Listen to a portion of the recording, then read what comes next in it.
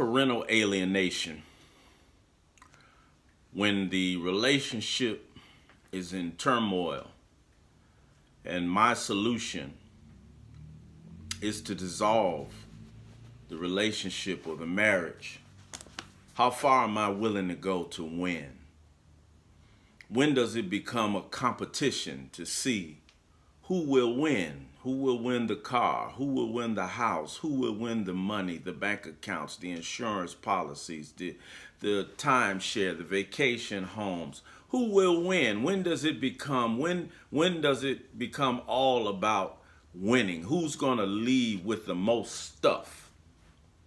And at what point does that stuff include my children?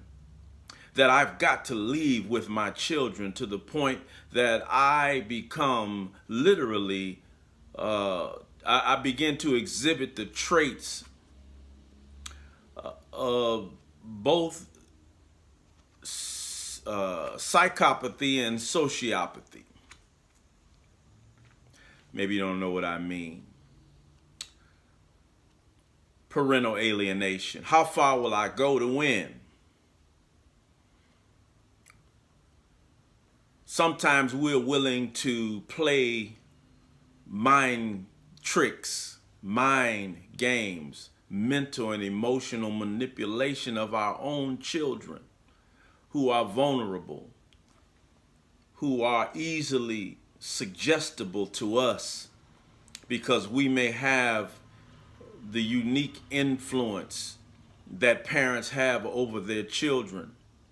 And so we engage in something that societies that attempt to brainwash their citizenry. We play the type of mind games that maniacal religious leaders practice in true cults of brainwashing, brain manipulation, or what a more scientific term that I'm trying to get to is called memory augmentation. We plant memories in the minds of the child, the young child, that are false memories. And we use memory augmentation along with other type of psychological and emotional tactics to position our own children to appear before a judge or in a court, or appear before a mediator, or present themselves before our side of the family, who in their ignorance of tribalism will automatically take my side in the matter when I may be the cause of the turmoil. And so the child will repeat or validate false memories. Because I have repeated these things, I have used the leverage of my affection and my dominance over my child, my superiority over my child, to implant false memories against the spouse or the mate. How far will I go? What kind of person would do that? What kind of person lacks shame, lacks remorse, become so impulsive in their need to win, to beat the other person in matters of the heart and matters of family, that I am willing to lie and manipulate my own offspring?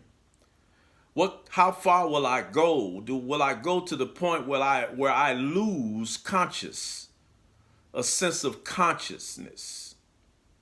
How much do I need to exhibit of egocentricity, where everything has to be about me and me winning and me coming out ahead and me extracting pain and hurt and suffering on my mate in order to make a point? And I'm willing to go so far as to use my children, to weaponize my children, to use them to allow me to extract another check mark in the win column.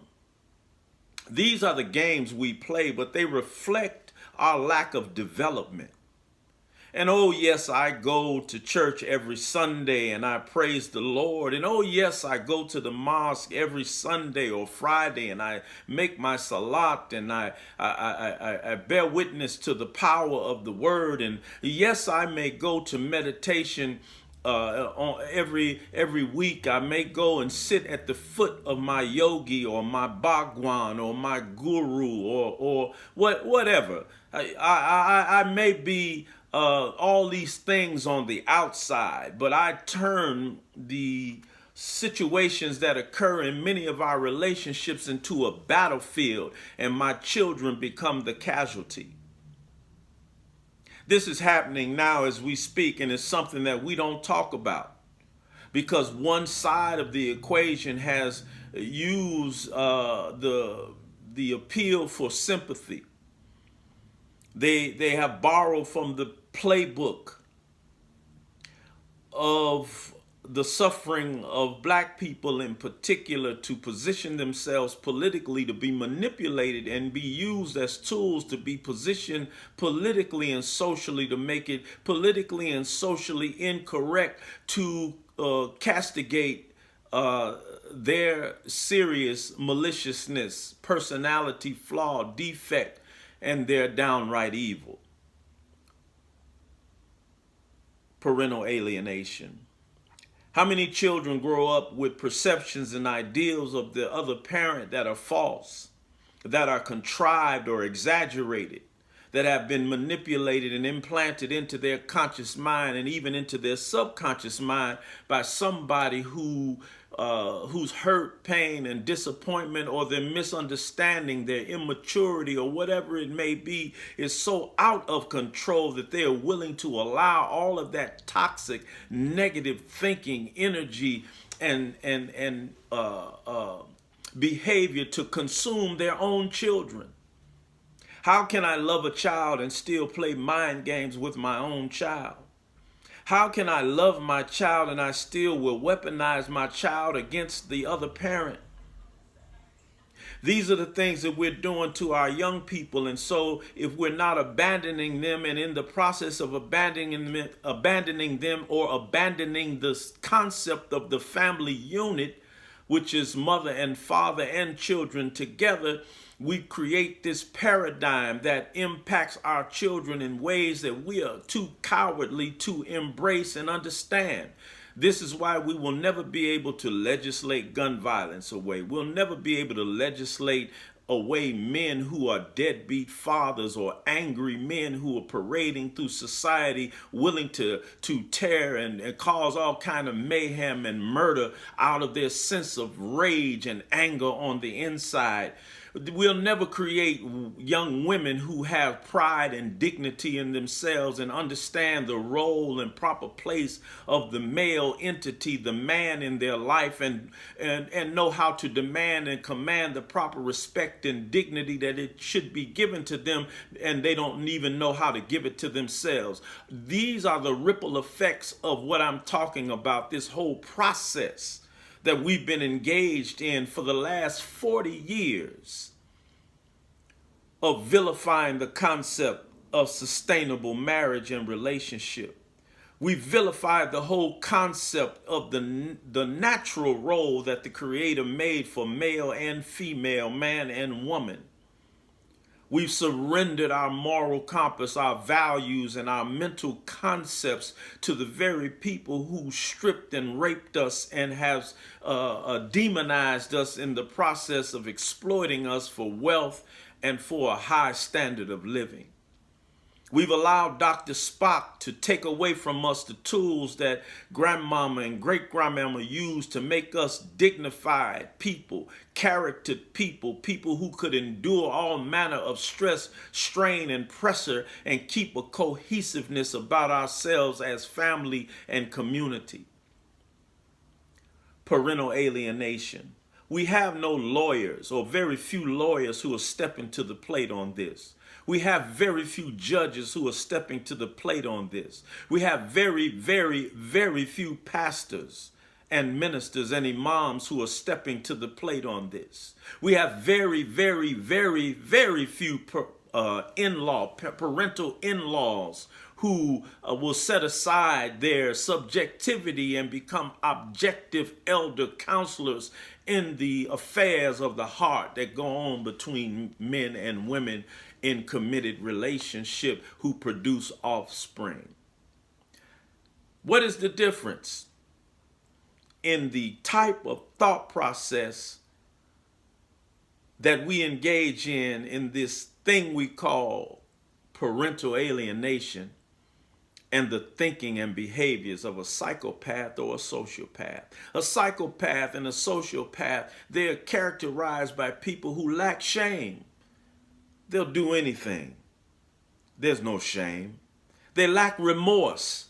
They don't care how much pain they inflict.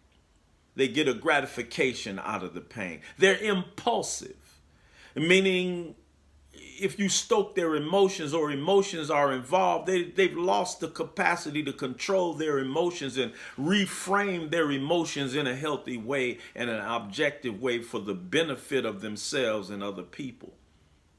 They will engage in lying, cheating, and manipulation.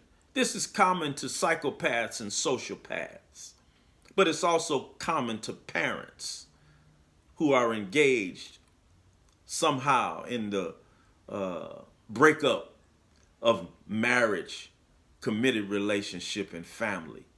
Psychopaths and sociopaths lack consciousness. So they lack boundaries. When you have no conscience, you don't know when you don't have enough clothes on.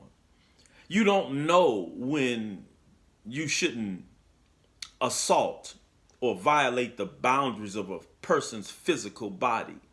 You don't know when it's wrong to manipulate the mind of a person who trusts you and confides in you or even may idolize you. These are traits common to psychopaths and sociopaths.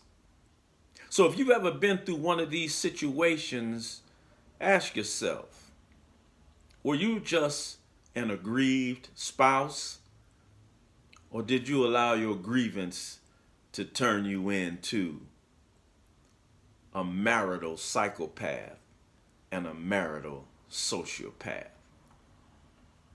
engaging in memory augmentation of your own children in an uncharactered effort to win at all costs, including the destruction of the innocence of your own children?